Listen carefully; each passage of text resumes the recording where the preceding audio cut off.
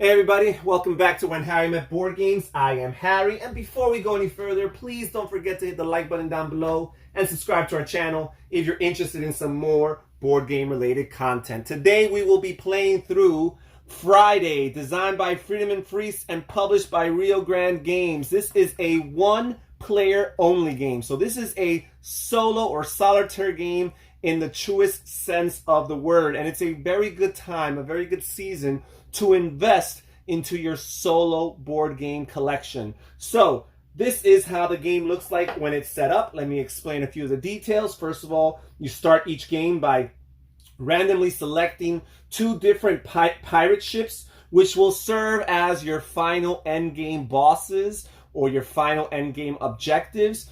This is a deck building game, by the way, so it's very similar to the typical deck building trope, the typical deck building concept of starting your game with a weak deck of cards, and as the game progresses, you're trying to strengthen your deck by culling some of the weak inferior cards, and also by acquiring some more valuable or powerful cards. So these are the different pirate ships that at the end of the game, you're going to try to get your deck built enough, big enough and strong enough. Your deck basically represents Friday and his resourcefulness or his ability to accomplish these feats. So this is basically what you're working towards by the end of the game. However, you may or might not make it to that point. Now, you have a bunch of different decks that are shuffled. Here you have your aging cards. There are about 10 to 11 aging cards, depending on what level of difficulty we are playing with. I am playing on the 3rd level of difficulty, which is the second to hardest level, and therefore there are 11 aging cards in the game. And basically, these represent the fact that as time goes on, even though Friday is growing and becoming more intelligent and more resourceful, he's also getting older, and that slows him down and weakens him. And every time you go through your player deck, every time you consume it and go through it and you have to reshuffle your discard pile, you must throw in one of these aging cards into that discard pile and shuffle it up. So as the game progresses, you're going to have these really terrible and weak cards in your deck. However, there are ways of getting rid of them and culling them.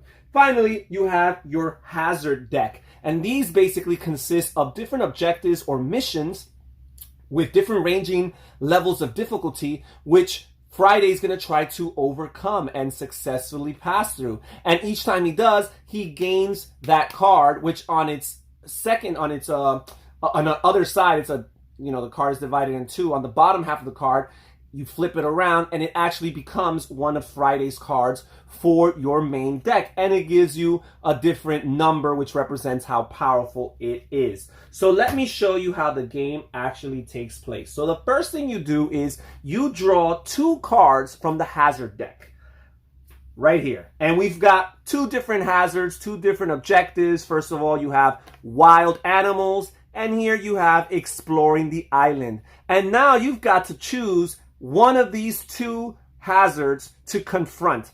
And basically, let me explain what the cards mean. Here on this little bubble here, you have the number 4. That means that you're allowed to freely flip over and draw 4 cards from your player deck to try to accomplish its objective. And the objective during the first stage of the game is this green number, the number in the green little bubble here, which is a 4. Once we make it to the second stage of the game, the yellow number represents the goal, which would be 7. And finally, number 11 if we were in the 3rd level of the game. Every time you go through the hazard deck, you flip over one of these cards to indicate that you've made it to the next subsequent level. So first you start with green, then you move on to yellow, and finally you graduate to red. So every time, again, that you go through the hazard deck, that's when it'll trigger the next stage or the next phase of difficulty. So, again, we have the amount of cards we could draw and the amount of power, right? The sum total of Friday's numbers on his cards have to add up to the number in the bubble, and therefore you accomplish this mission or you successfully overcome this hazard and you get this card and add it to your deck. And on the reverse side, you see here, it says realization, and it gives you a number total, 3, which in this game, it's pretty high. The second highest total is actually 4. Or the highest total, I should say, is 4. So this is the second to highest total. And finally, it also gives you a bonus power or ability, which in this case is one-time destroy. You're allowed to destroy one card out of the cards that you currently played in that round. Now, let me also explain, I didn't get to explain here, these tokens right here, these are your life tokens.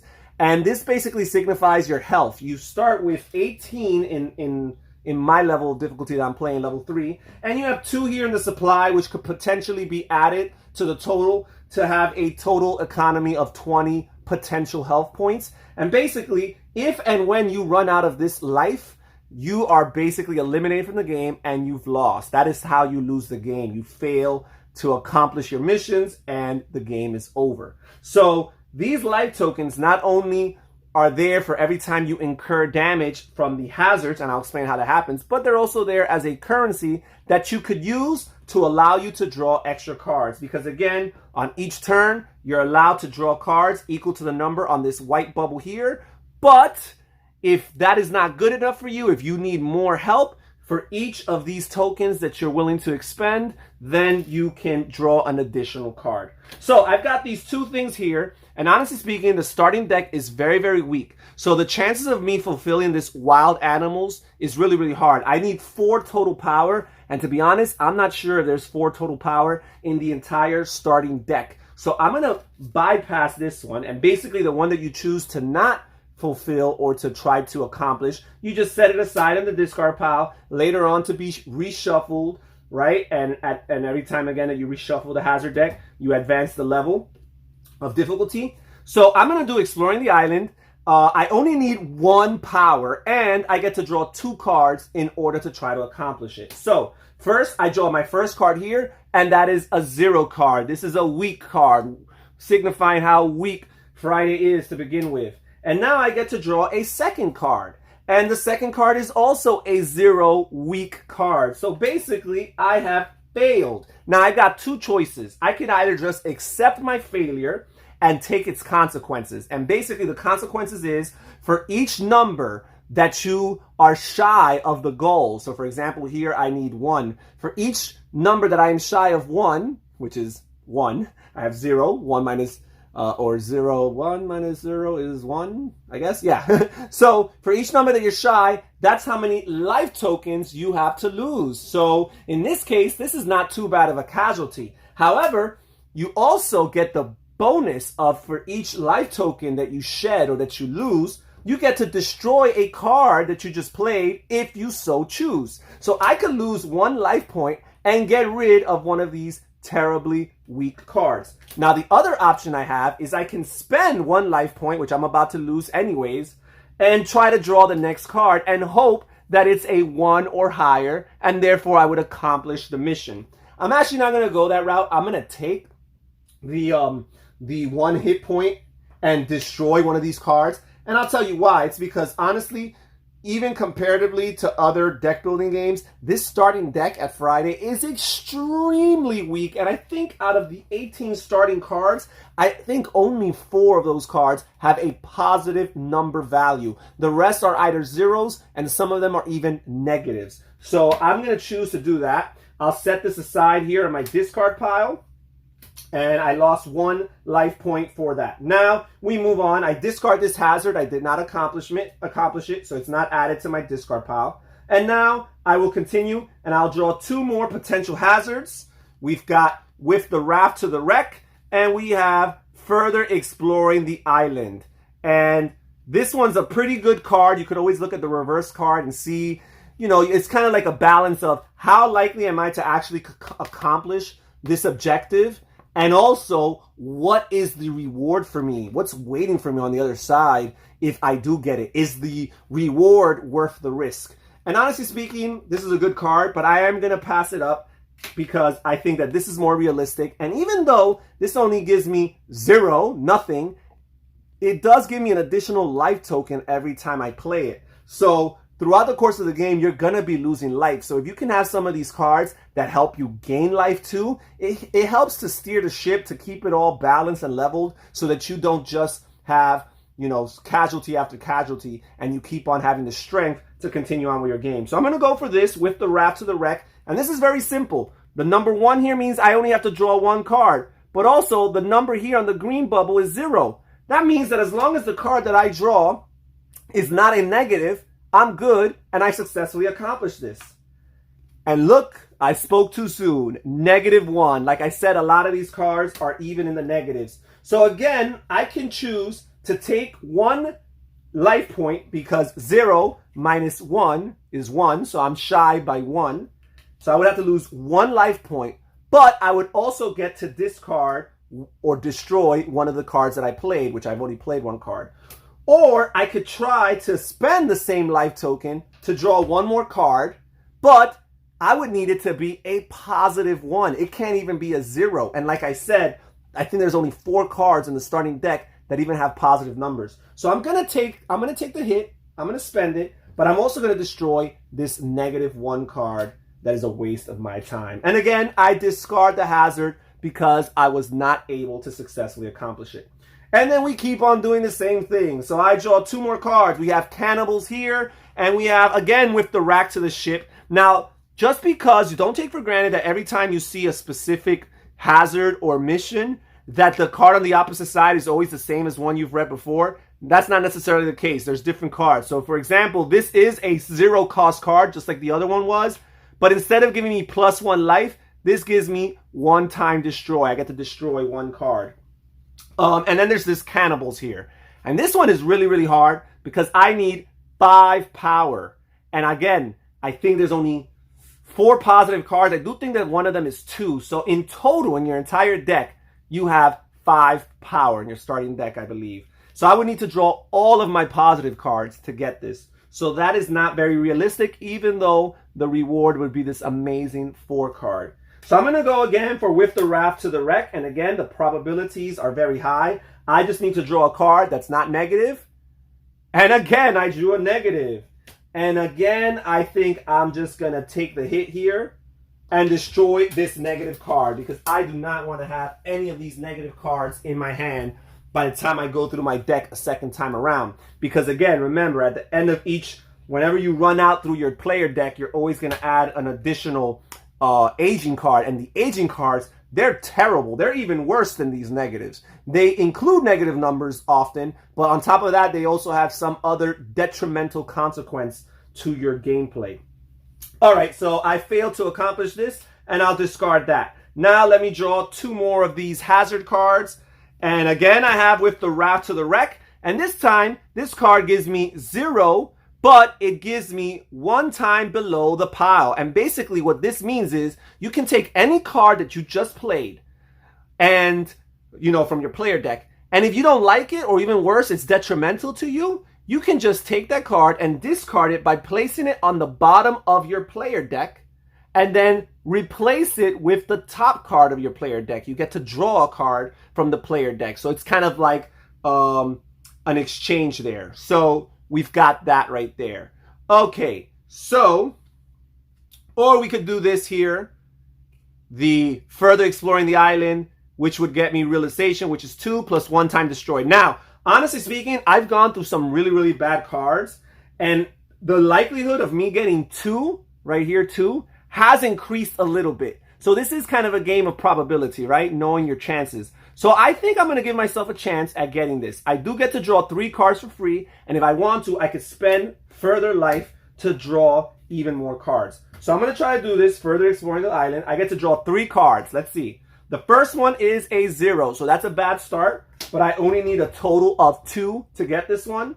The next card is a 1, so I am halfway there. All right, focused. Friday is focused.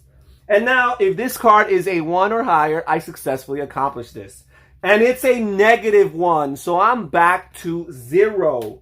Now, I could just choose, and again, because I'm shy by 2, right? I needed 2, and I have 0. So I'm shy by 2. I would lose 2 life tokens, but I would also get to destroy 2 of these cards. And I'm really, really tempted to do that. I don't want this 1 to go to waste. That's the problem. I really feel bad about that 1 going to waste.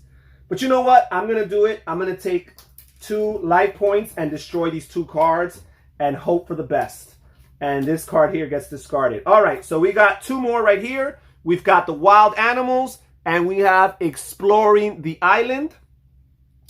Again, this is not very realistic. 4 is going to be very hard for me to do. So I'm just going to try to get this one here because I desperately need something that has power added to my deck. So I'm going to go for this Exploring the Island card again. Again, I get to flip over 2 cards, and this time I'm only hoping for a total of 1. So if the 2 cards that I flip combine to a total of 1, that's a success. The first one is a 0, so that's already a bad way to start. And the second one is a 1, so I exactly got it. Now I get to add this card to my discard pile, and I have an additional 1 power plus the ability to destroy a card that I played on that round. Okay, so that is awesome. So this is added to my discard pile, not to the hazard discard pile. And I've accomplished my first hazard. By the way, if you're the kind of solo player that keeps score to try to see if you could better your previous score, this game does allow for that. And one of the things that hurts your overall final score is having too many failed hazards here. So you do want to ideally try to accomplish as many of them as possible. So let's flip over 2 more right here. We've got Wild Animals and we have Exploring the Island again. Wild Animals again, I don't think is very realistic. So I'm going to try Exploring the Island. This would get me the 1 time below the pile power plus the 1. So I get to flip over 2 cards. This is a -1. Bad way to start. And then the next card is a 2. 2 minus 1 is 1, which is exactly enough to acquire this card and accomplish it. Awesome. Now this also goes into my discard pile. And then we'll flip over 2 more right here. We've got With the Raft to the Wreck again.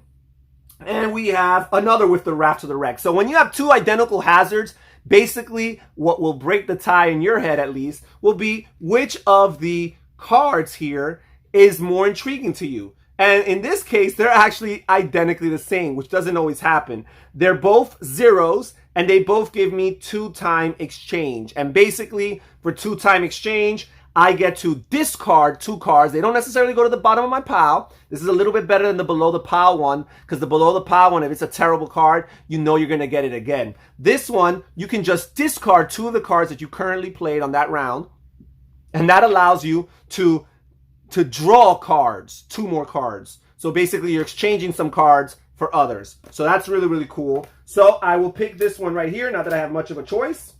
I will flip over, in this case, just 1 card from my player deck, helping for a grand total of 0, as long as it's not negative. And it's not. And not only is it not negative, but this is a +2 life card, which means I gain 2 more life to my supply, and that buys me some health and some strength.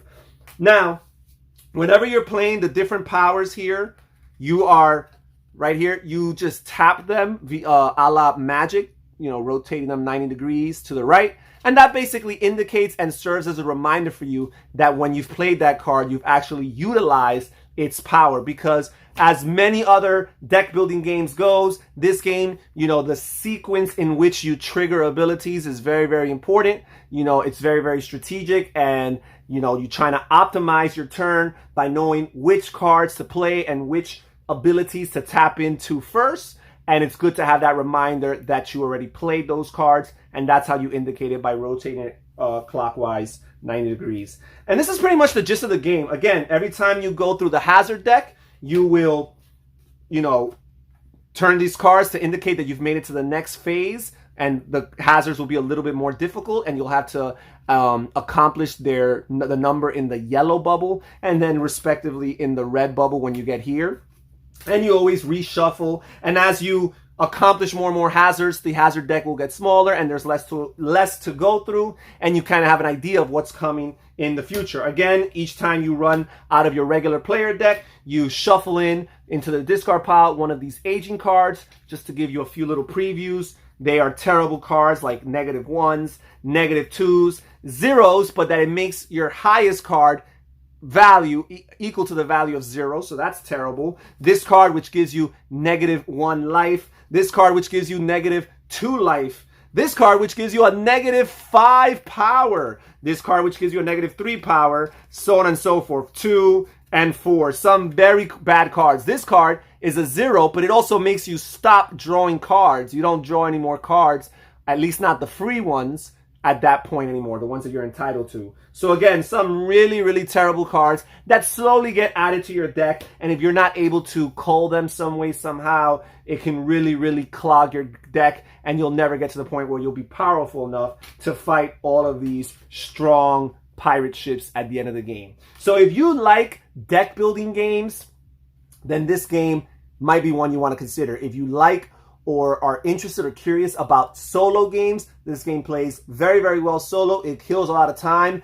I'm going to say it's probably not the most replayable game because it doesn't have expansions, which lots of deck building games tend to lend themselves to that kind of explosion of content, which just keeps feeding you and you never get bored because you always could throw in the next cool new thing. This game doesn't have that. It's just a standalone base game. But for the occasional play, for a trip where you want to bring something compact that doesn't occupy too much, not only space in your luggage, but also not too much table space, this is a good option for a game you want to play maybe a handful of times a year when you're on your own. This is not a bad option. This is Friday by Freedom and Freeze. Well, that's it for today. Thank you so much for joining us here at When Harry Met Board Games. Please don't forget to hit the like button down below and subscribe to our channel if you're interested in some more board game related content. This is Harry from When Harry Met Board Games saying thank you so much for your time. Please stay safe